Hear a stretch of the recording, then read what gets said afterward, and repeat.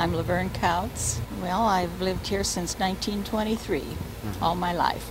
You've known several people in the area that have died of cancer and other radiation-related illnesses. When did you first start becoming curious about the rate of cancer deaths or radiation-related Well, the first deaths? article I read was in 1971. I read it in a magazine about radiation and the effects that they were worried about in this magazine. And then I lost a dear friend in 1966. And, well, people were just dying pretty fast. So Karen Dornsteele had an article in the paper, in the Spokesman Review in 1986, March of 1986. And she listed all the emissions that had taken place from Hanford. And out of curiosity, I went and checked back on the deaths because Dr. Goffman says that 10 years after an emission, we would lose people to cancer. These were atmospheric emissions? Yes. Through the stacks? Mm-hmm. Yeah. And so I went back and checked on our deaths, and they were increasing 10 years after each emission. Mm-hmm. And were they deliberate emissions, as far as you know, or accidental emissions? Some were accidental, but the green run was deliberate. Mm-hmm. And that was done on December the 2nd, 1949. Mm-hmm. And 40 years after that emission, which Dr. Goffman says our cancer will peak 40 years after a group of people have been irradiated. And 40 years after that emission, we had 70 people here in Ritzville with cancer. And of those 70, 17 died. And from what you know about the rate of cancer, was that number much higher than the average rate or the normal rate of cancer? Yes, definitely, because we were losing on an average of 2 annually before Hanford started up. Mm-hmm. And now our average has increased to 11 annually. Mm-hmm. How many people do you know of in the area that have actually died of some cancer that could be attributable to Right close to living downwind? 700.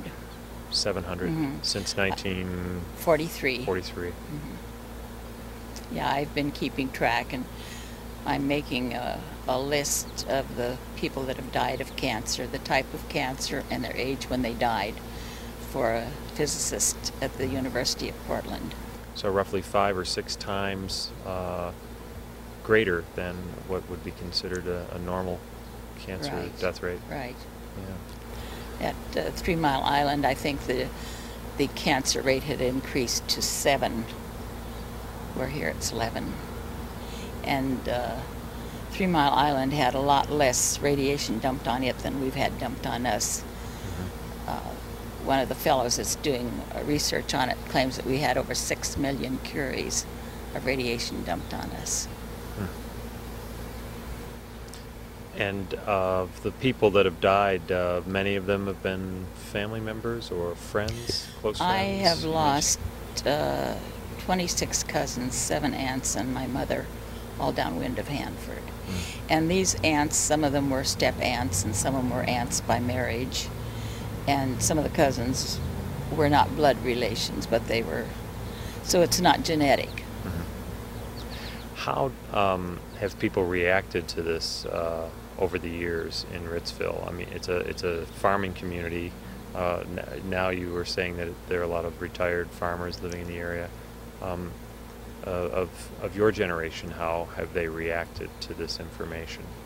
It's happened, so what can we do about it? That's what most of them think. And now since the atom bomb is spread to India and Pakistan, I don't know what we can do.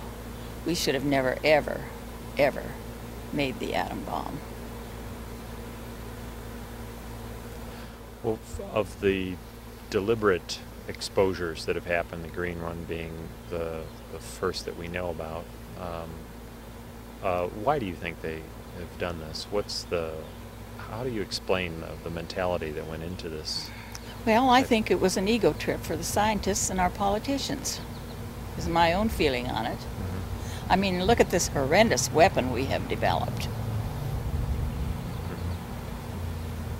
Maybe I'm cynical and bitter, I don't know, but I've lost so many loved ones that I could very well be.